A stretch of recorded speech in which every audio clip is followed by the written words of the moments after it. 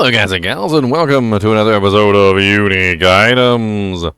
Today we're going to be going over the unique item known as Rage of Harrogath. Harrogath. I think there's no R in that. Goth. It's not Garth. It's not like Garth Brooks or anything. I digress. The Rage of Harrogath is a very interesting, unique item, which has some decent stats, but I'm not really sure if it's something that you're going to want to use. Let's go over it together, let's talk about it, and let's see what I think. So Rage of Harrogath is an ancestral unique chest, which can roll as sacred as well. It drops in World Tier 3 and World Tier 4. This particular unique armor does come with a pre-designed set of stats that do roll between certain values. Now, granted, you can upgrade it 5 levels, and when you do so, it upgrades the values as well, but it's going to stay within the restricted, numbers. We have 13.5% physical damage on this, which does roll between 10.5 and 21%, which is a pretty decent amount of physical damage. We have 6.8% critical strike chance, but only with physical damage and only versus elites, which is a little strange. It does, however, go up to 12%, and so it's a very interesting way that you can add in another 12% crit that you wouldn't normally get. In fact, usually the only crit you have is a 12% on your gloves, 7.5% on your ring, and 7.5% on your other ring. For a pretty decent amount of crit, but you usually don't get crit on any other pieces, with the exception of, like, sometimes your offhand, like a shield on the Necromancer. It's just an interesting way for you to add in a little bit more crit on a piece that doesn't normally get crit. We also have 18.9% damage reduction from enemies that are bleeding, so 10.3 to 20.2%. And it's kind of very nice that it has a defensive stat on here, because technically your armor is supposed to be used as one of your most defensive pieces on your character. It's just kind of how the game is designed. Between your armor and your pants, those are your two most defensive slots for your character. It kind of hurts if you replace a defensive piece with an offensive piece, because then you die a lot. You do a lot of damage, but you die a lot. Turn into a glass cannon.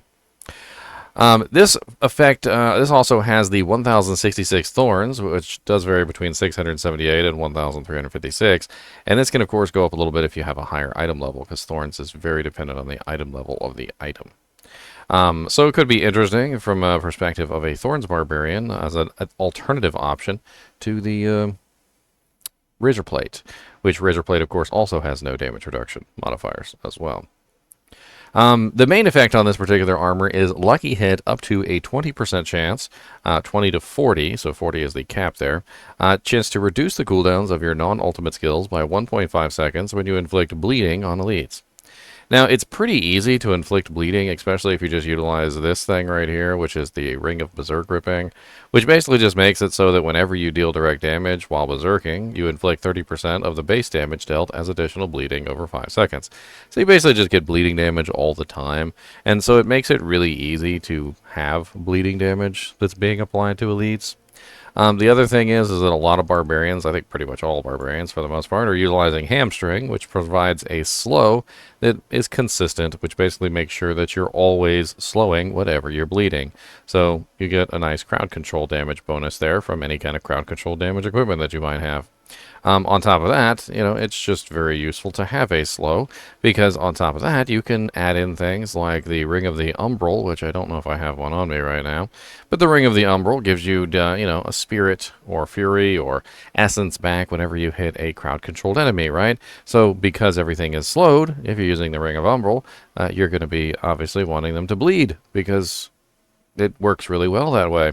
And so this one just is going to work alongside of the Ring of Umbral and all the other effects that barbarians and a lot of other characters are actually already using, which is basically make sure the target is always crowd controlled.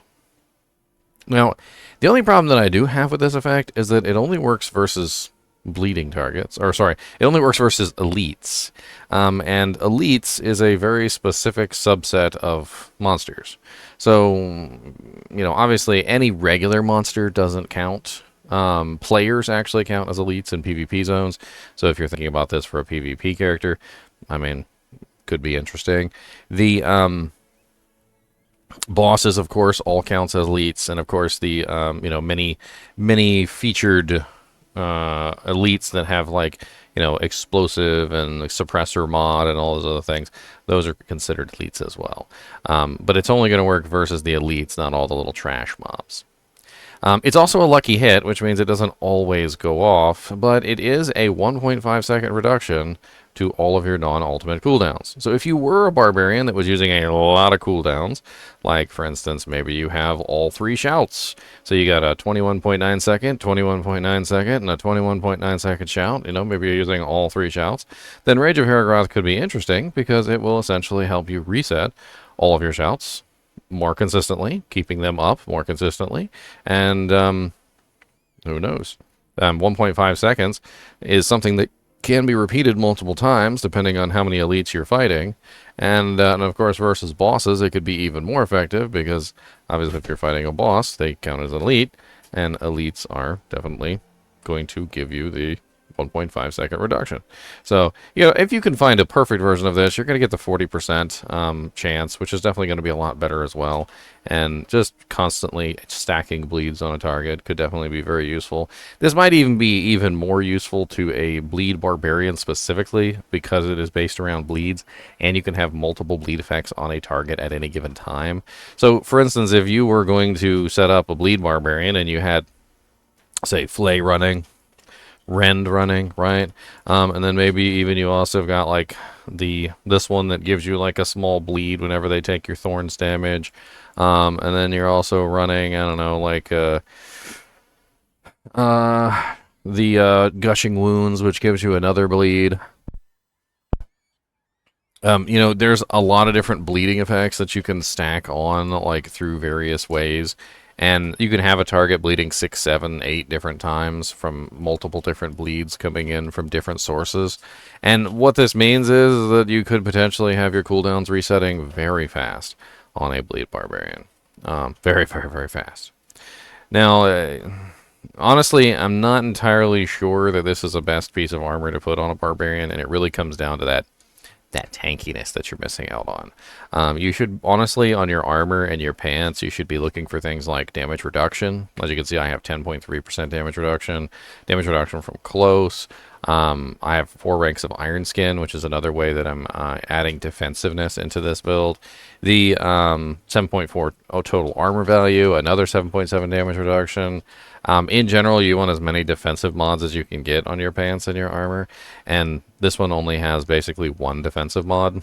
And even if you wanted to consider the lucky hit up to a 40% chance to reduce cooldowns of your non-ultimate skills as a defensive buff, because it does reset things like Iron Skin or other defensive cooldowns that you might be using, it's still missing 2 more defensive cooldowns, or defensive modifiers that can make you tankier. So if you utilize this, you might find that you're very offensive. You have an additional physical damage, you have additional crit, and you have additional thorns, but you're missing out on the defensiveness that you might need. Now this does have a flavor text, and the flavor text is Harrogath, the final bastion of resistance against Bale's assault on Mount Ariat, was destroyed alongside the World Stone. The survivors never forgave the betrayal that led to the loss of their home. Now, this flavor text is pretty silly because they kind of leave out all the details, but I mean, they condensed it down about as much as they could. Basically, what happened in Diablo 2, if you didn't play Diablo 2, let me explain. So in Diablo 2, you chase the primevals across the world, and eventually you manage to slay all of them except for Bale. Bale goes off on his own while you're killing Diablo and travels toward Mount Ariat. Bale knows he can't get to the World Stone because they're defended by a cadre, a trio of ancients that prevent his ascent to the mountaintop. So he basically assaults the bastion of Harrogath to get the key, which allows him to bypass the ancients. Well, Neelathak, who is one of the elders of the city, one of the oldest elders, by the way, because he actually was there when the World Stone was protected by the other elders. He was entrusted with the key, and he was told everything about the World Stone. In fact, he knew everything that there was to know. he decides he was going to betray the city and give the key to Bale, which was probably the stupidest thing in the world. And Neelathak tried to defend his decision by saying he was protecting his homeland. But the thing is that he knew as well as anyone else that giving Bale the key and allowing him access to the World Stone was inevitably going to end in the world's destruction. Not just Harrogath's destruction, but the entire world. And of course, that's exactly what happens. Bale ends up going up to the mountain. He ends up finding the World Stone. He ends up corrupting it, and you barely catch him in time before he uses the World Stone to basically do his evil deeds. And you manage to kill Bale, but not before he's corrupted the World Stone, basically dooming the entire world to destruction. So Tyrael, in a last-ditch effort, destroys the World Stone to prevent the world's destruction, and in doing so, destroys Harrogath, which would have been destroyed anyway had he not destroyed the World Stone. So, Neelathak betrayed his city to destroy his city, and his city did, in fact, indeed become destroyed. And they really don't like Neelathak, and I don't really like Neelathak. I think he's a douche. Yeah, I think he's a rude individual. And in Diablo 2, you go kill him, too, because he's very rude. He's not a very nice guy. Now, overall, I do think that Rage of Harrogath could be a very interesting piece of equipment for specific builds.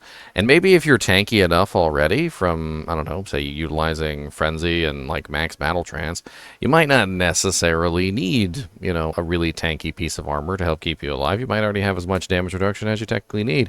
And so an offensive plate could be an interesting choice there. But I think you'll find that a lot of the times when you put on a offensive armor plate or an offensive pair of pants, that you're going to regret it, because then you're going to get your butt kicked by everything because you don't have enough defenses to survive. Anyway, as always, I do appreciate you guys and gals watching my videos, even when we're talking about the Rage of Harrogath, and keep watching.